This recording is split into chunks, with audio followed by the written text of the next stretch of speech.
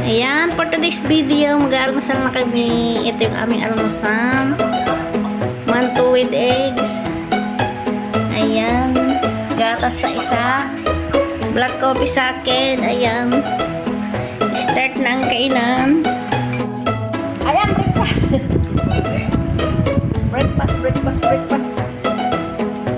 Kainin isa dyan. Wala pala ako.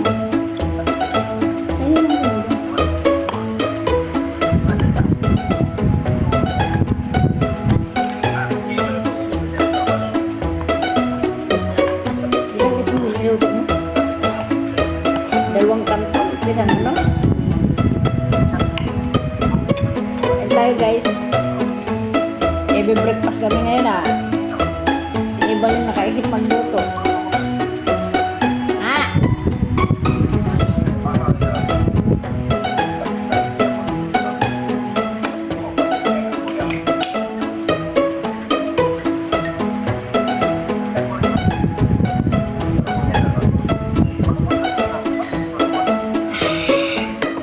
Gusto ko chopstick. Buka ang chopstick.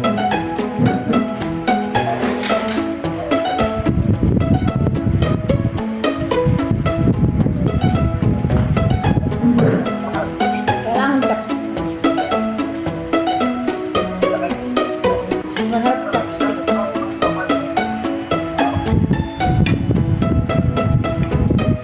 Pinataon.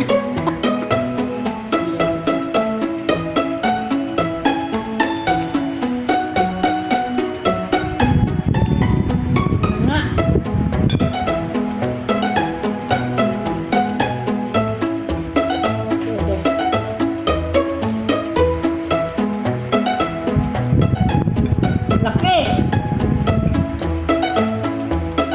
Bigay ito ng aming kapitbahay na mabait. Malaki, no? Alam mo ba kung ano kagabi? Yung bigay ng ano, biscuit na hati ko nga yun. Tapos ay dinala ko taas yung sarsi. Nagdagan ko ang yellow. Ano, usla.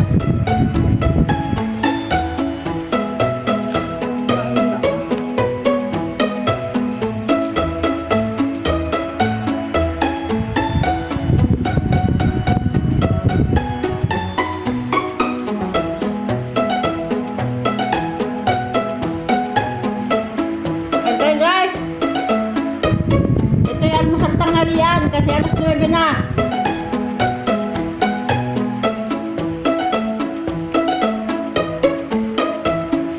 Alam mo yung paminta na yun?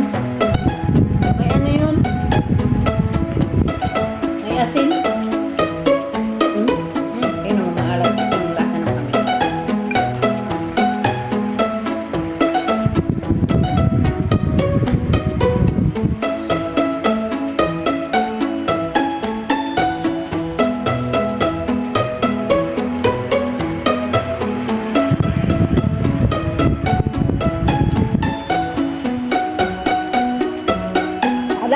Lahat maalat mo.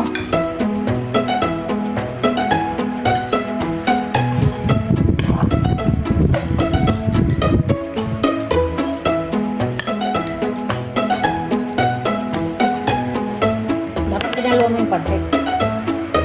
Malapat. Dami dun.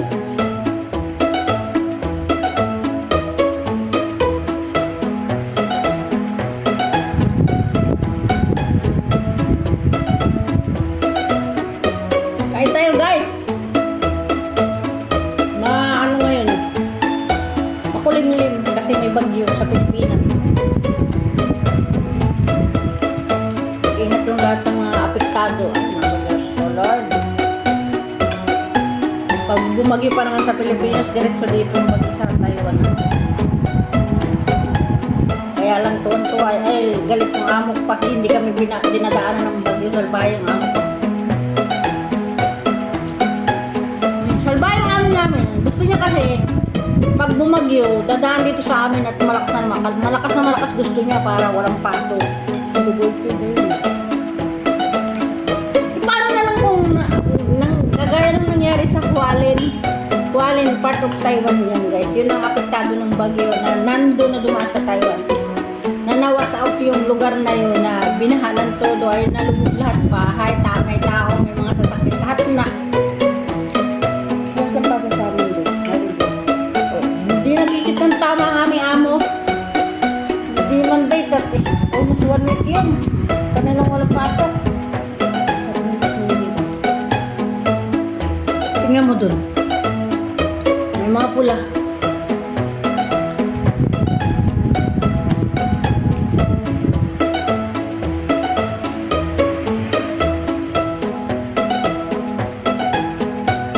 Kaya nga daw pupunta dito si Mal. Pardon. Wala pa.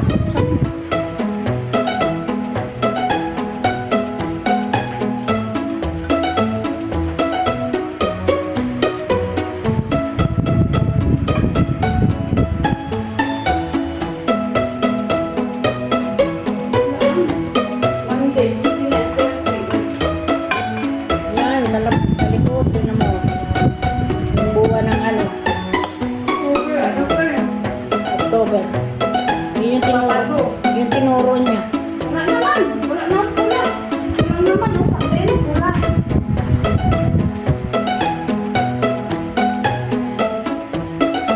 Kasi yung araw naman yung walang pasok. Wala mo ibang pula. Wala nang pula ang hindi. Neng, di na pula oh.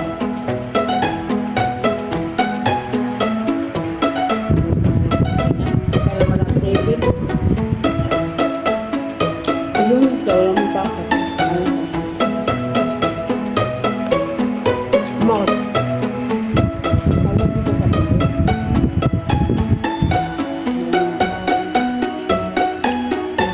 Arwan birthday. Pinagbibigyan ko nila pala ng birthday ng Taiwan.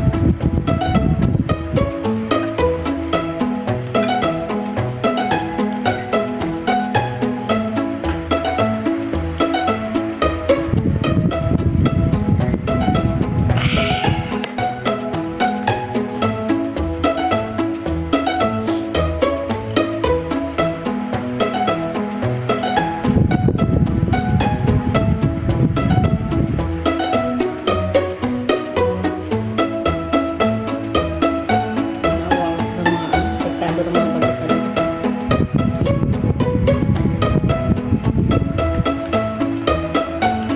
Sunod-sunod pa naman ano. Kaya naghihirap mga tao.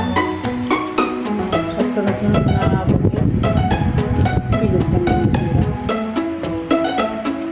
Mga tao natin. Kala mo lang yun. Ang dami-dami na naghihirap dito.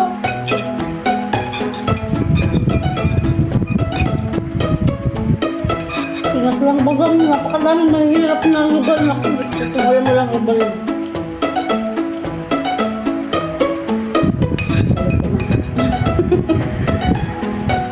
Dito maraming mahirap lalo nakakaawa. Madami nga namamalimos eh.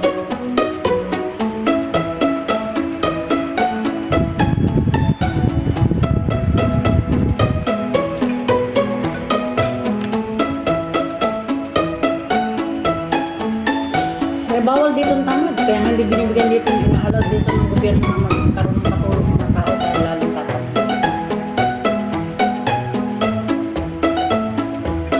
Ang allowed lang dito sa Taiwan ay caretaker, caregiver, yun lang.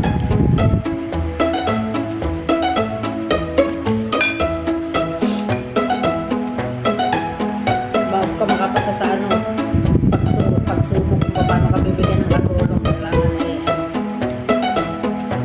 mayroon ka talaga matandang alaga.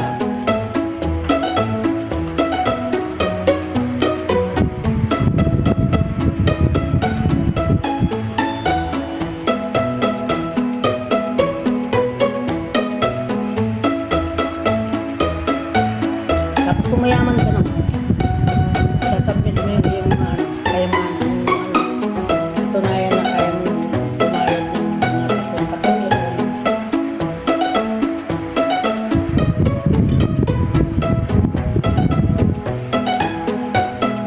Kaya alaga dito sa Taiwan yung mga ano, yung mga takbo. Kasi hindi nga sila bigyan ng mga ano, ng gobyerno ng ano, ng katulong. Inaalagaan nila talaga yung mga ano, mga takbo.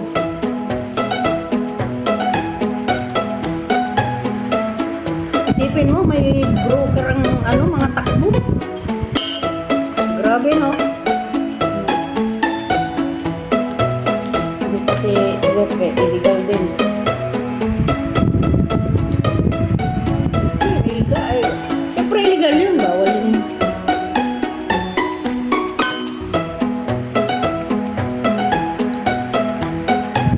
Nahuli sila, magpapain sila ng 700,000 Taiwan dollar.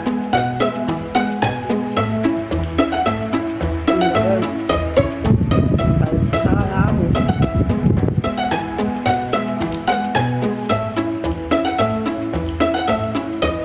Takot na sa akin yung ano, takbo na English eh. Pinalaban ako eh. Pinalabanan, sabay layas eh.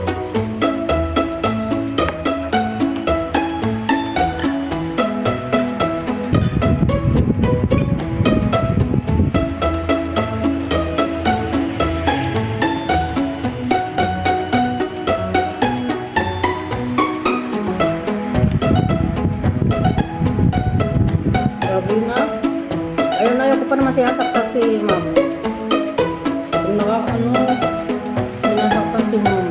Kung iyak ng iyak, kinukurot.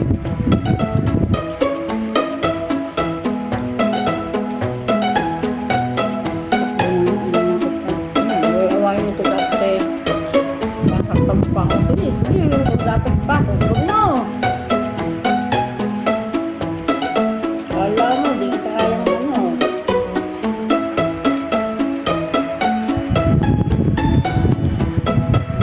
Ano yun? Hindi nagtatrabaho. Mayabang. Ang gagawin ng pagka umaga na. Nasa taas na lang siya. Awak-awak yung dictionary ko. Nag-aaral ng ano, English. Kahit tinatawag ko na dadali na siya si mama, ayaw pa rin.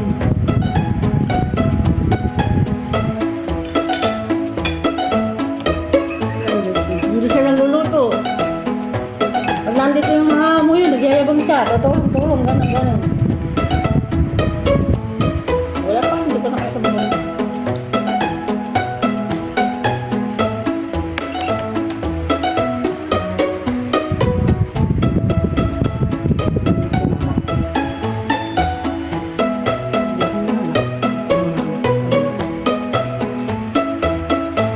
Sinubo ako parang ano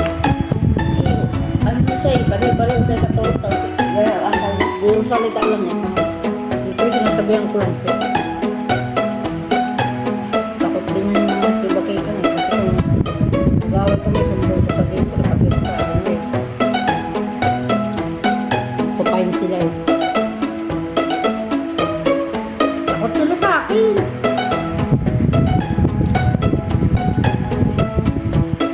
Kahit anong lahi ay nakikipag ano ako, nakikipag